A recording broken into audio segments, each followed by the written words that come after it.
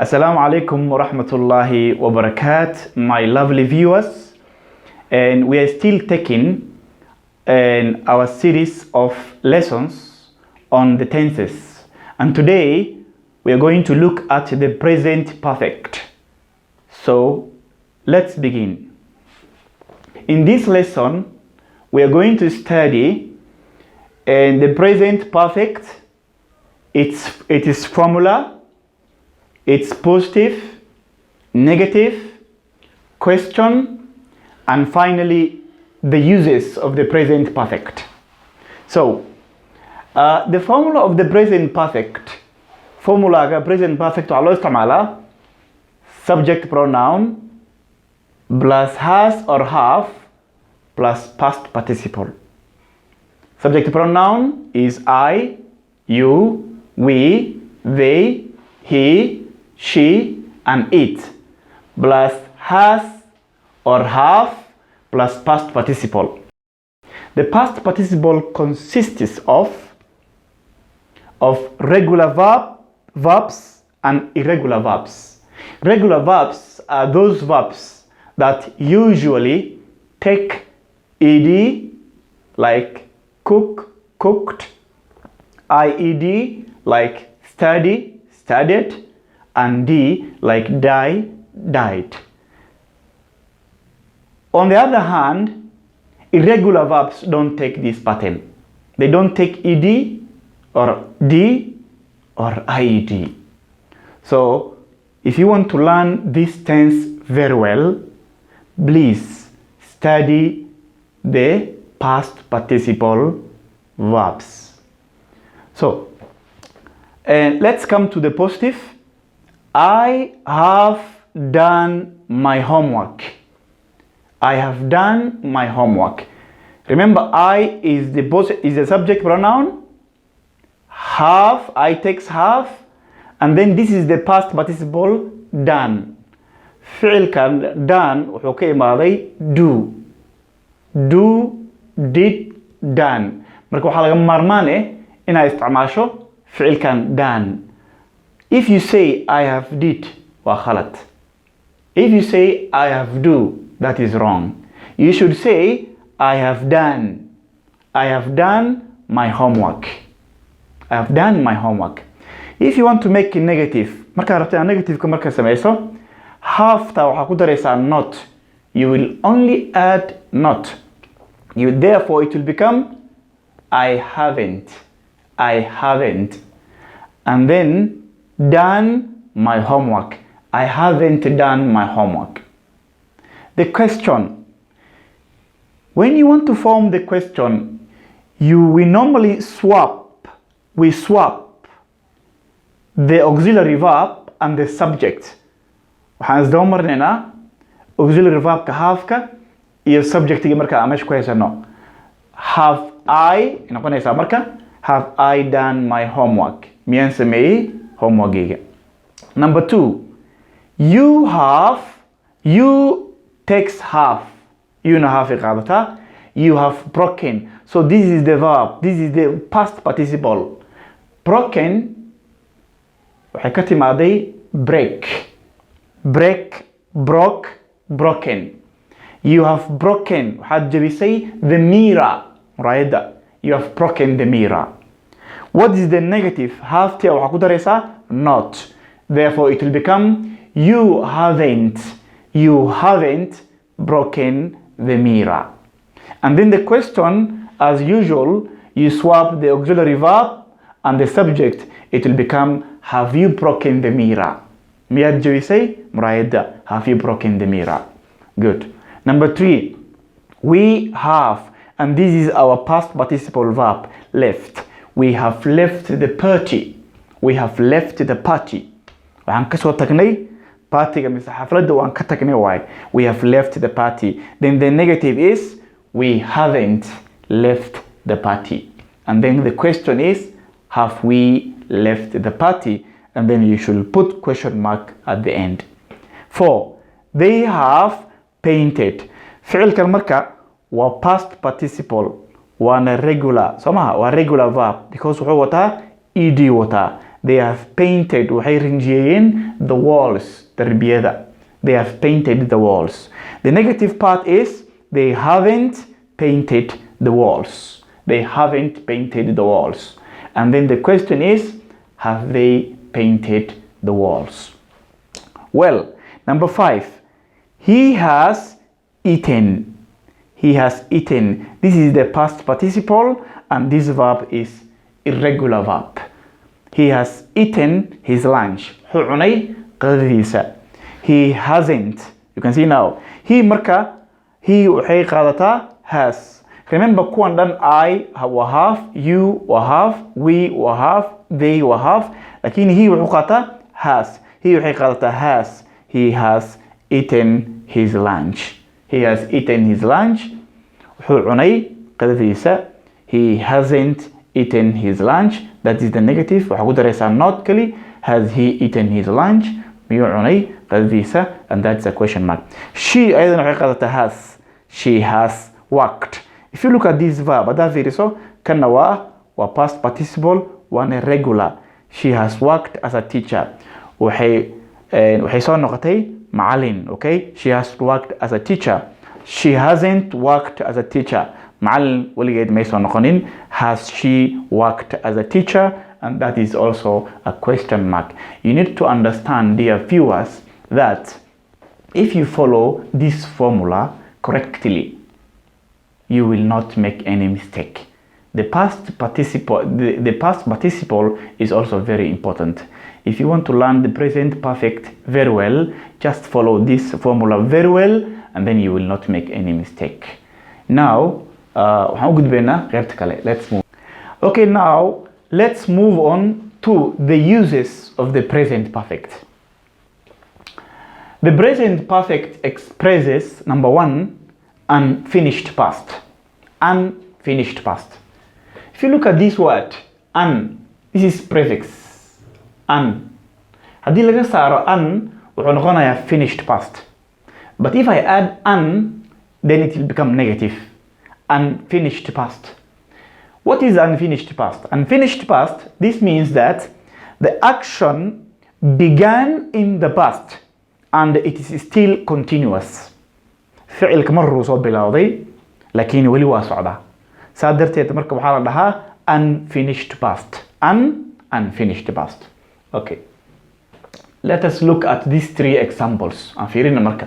Number 1, we have lived. We have lived. This is the formula of the present perfect. Can you see, class?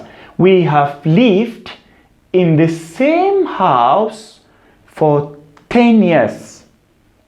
We have lived in the same house for 10 years. Hal guri ayaan ku noolnahay muddo 10 sano 10 sano ayaan hal guri ku noolnahay.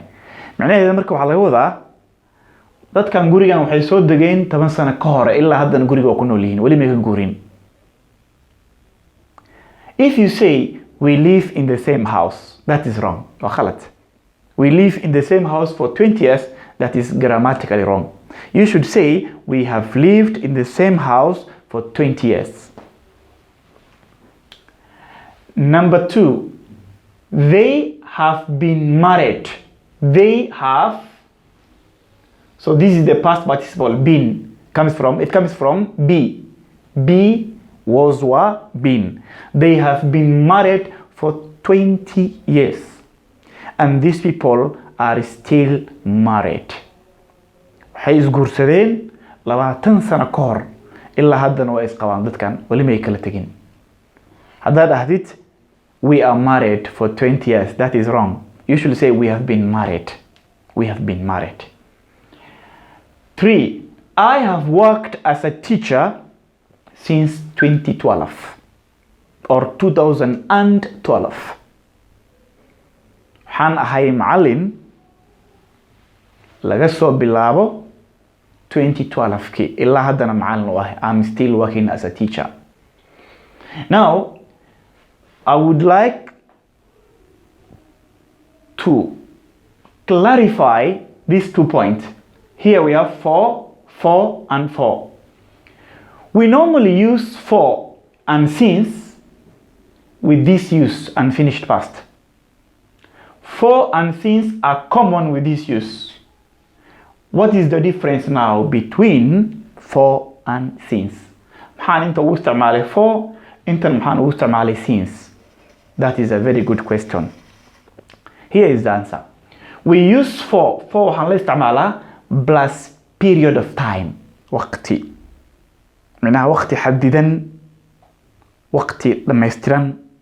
For example, we can say for 2 years, laba sano. For ages means for long time. For a month, bil.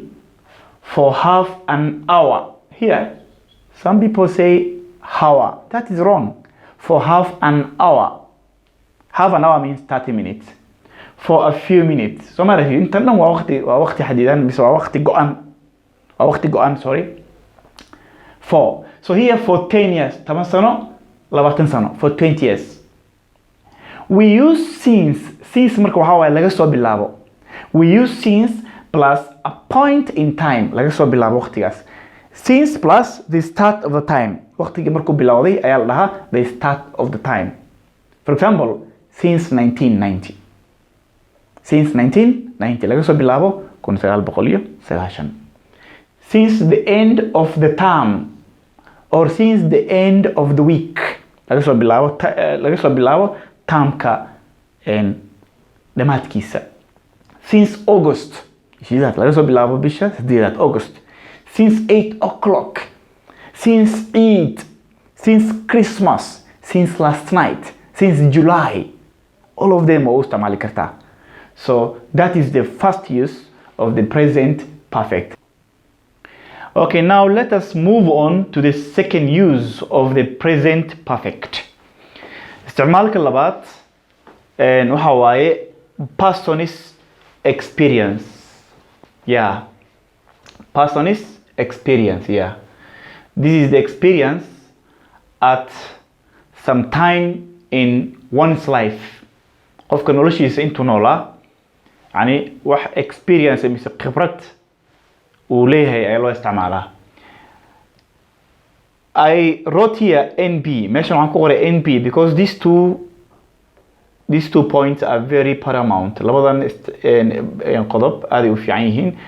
Waa muhiim inaad garanaysid hadaa rabtid inaad baratid this rule. The action is in the past. The action is in the past and finished. So maaragtid ficilka wuu dhamaaday waana laga soo gudbay. But the effects of the action are still felt. The effect of the actions are still felt.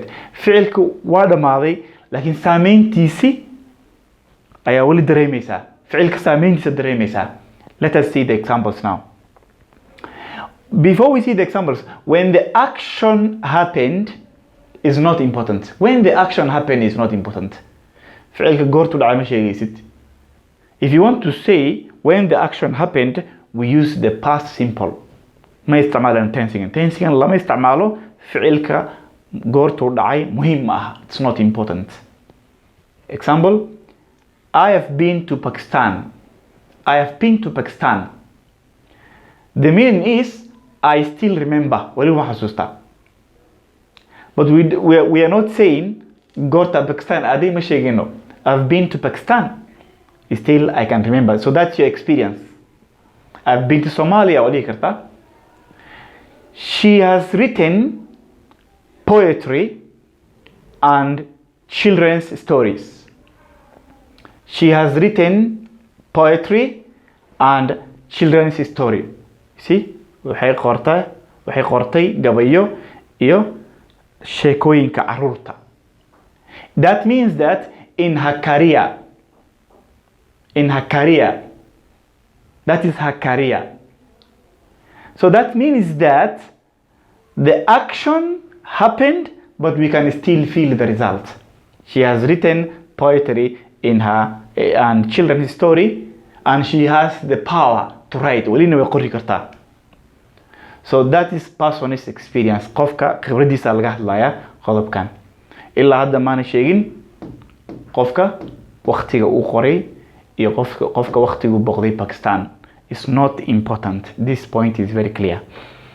Now, the adverbs never. Adverbs can never and ever are common with this use. Remember our first use waxaan soo isticmaalnay for and since. Haddana waxaan isticmaalaynaa never and ever. They are common. Now never is used with negative. Negative waa loo isticmaalaa. And ever is used with questions. Ever waxaa loo isticmaalaa questions. Let us see. I have never been to Dubai. I have never been to Dubai. That means that in my life, noloshayda Dubai ma arag. Question. Have you ever, you can see here, we're using ever because it's a question. Have you ever heard, this is the verb 3 or a past participle, have you ever had an operation at some time in your life up to now? Laga soo bilaabo yaraantaadii ilaa hadda weligaa qaliin ma gashay. Have you ever had an operation? Have you ever had an operation? So this is talking about past honest experience. Waxaana loo isticmaalaa labadan adverb never iyo ever. You can make as many examples as you wish. Now let's move on to the third use, isticmaalka saddexaad, and it is recent past. What is a recent past? It means that a past action that has a present result. فعل دماغي لكني وحير معناه وحير كهري أيوة فعل كدماغي وحير كهرو فعل كدماغي مرك فعل كاس وعليه present result إلا هذا ولا دريمة وحير كهرو تجي لكن لا هذا وقف بدريمة. For example, the taxi hasn't arrived yet. Taxi hasn't arrived yet. Taxi wali muusan iman. Taxi wali muu imanin. Marka waxaa laga wadaa we are still waiting for it. Wali waan sugaynaa. The taxi hasn't arrived yet. Isticmaalka yet waa baran doonaa. What have you done to your lip? You see here? What have you done to your lip? Lip. Bishanta. What have you done to your lip? How can you say pintada? معناها it means it's bleeding. For example, waxaa ka socda dhiig. It's bleeding. What have you done to your lip? waxaa lana arkaysid ficilkii mar hore dhacay laakiin waa dareemaysaa hadda dareemaysaa. waxaa laga wadaa marka for example bishintaada maybe wax kaaga dhacay mar hore wixii isku dhufatay mise haday noqoto nabar dhiiga ka socda. dhiig laakiin haddu ka socda laakiin wixii ku dhacay mar hore ahaa. bishintii mar hore wax soo gaaray laakiin haddu dhiig ka socda. So it's still bleeding. We often announce news. Markaan daawanayno newska in the present perfect. When you're watching the news anchors always announce the news in the present perfect. Why? Maxaa newska inta badan present perfect loogu akhriyaa? Because the speaker is emphasizing. What is to emphasize? To strengthen. Okay? To reinforce. Wuxuu adkeynayaa the event as a present fact. Eventiga mar hore wax yar ka hor dhacay ayuu hadda sheegayaa. So wuxuu isticmaalayaa marka present perfect waana recent past. For example, have you heard? Question mark. Have you heard? The Prime Minister has resigned. You see that? Have you heard? The Prime Minister has resigned. Ma maqashay Ra'iisul Wasaaraha uu iscazilay. Has resigned. Shaqadu ka tagay. So you see now? I have ruined the meal. To ruin means to, here, ruin means to destroy. Like I have ruined the meal. How cuntada halay way. Cuntadii waa halay. Halima has had her baby. Now this is the recent past. If you want to give us more details, hadaan rabto detail inaad bixiso, we normally use the past simple as isticmaalayna. For example, waxaan leenahay, have you heard the Prime Minister has resigned? He resigned because he lost a vote of no confidence. I have ruined the meal. I didn't watch it carefully. Halima has had her baby. She had a baby boy and it was a difficult path. markaa rabto inaad information dheeraad sii bixiso waxaa isticmaalaysaa tense-ka kale oo past simple leh, laakiin isticmaalkan waxaa waaye waa recent past. Yeah. Now in this use isticmaalkan we normally use these adverbs yet, just, and already. So what is yet? Yet means until now. Yet waxaa laga wadaa ilaa hadda, until now. And we normally use yet, we normally use yet with negative and question. Yet is also placed at the end. Yet waxaa loo isticmaalaa su'aal iyo diidmo. Yetna waxaa la dhigaa jumlada gadaasheeda. Ana horey lama soo mariyo, dhaxdana lama geliyo, gadaal ayaa inta badan la dhigaa. For example, I haven't done my homework yet. I haven't done my homework yet. Ilaa hadda ma sameynin homework-iga. Have you done your homework yet? No, I haven't done my homework yet. Ilaa hadda ma sameynin. Just. What is just? Just means a short time ago. Waqti yar ka hore. Short time ago. Though it has many uses, but isticmaalkan hadda aan u isticmaalayno waxaa waaye a short time ago. Yar ka hore. She has just heard some good news. Yar ka hore waxay maqashay news, mis akhbaar cusub, akhbaar fiican. She has just heard some good news. Waxay maqashay akhbaar fiican wax yar ka hore. She has just heard some good news. Already we use already when we are talking about something that happened sooner than expected. wixii markii la filaayay, waqtigii la filaayay ayuu ka soo hormaray. For example, I have already cleaned the rooms. Have you cleaned your rooms? I have already cleaned the rooms. Mar hore ayaan nadiifiyay qolalka. Now let's move to been and gone. Farqiga u dhaxeeya been and gone waa very important. And one must be very careful. Let us look at this. He has been to the United States. He has been to the United States. This is personal experience. Ninkan, qofkan, hadda ka hor wuxuu tagay United States u tagay. He isn't there now. Laakiin hadda ma joogo. Perhaps he is in Nairobi or he is in Somalia.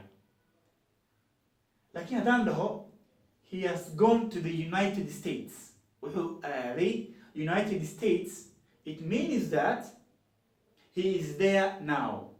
So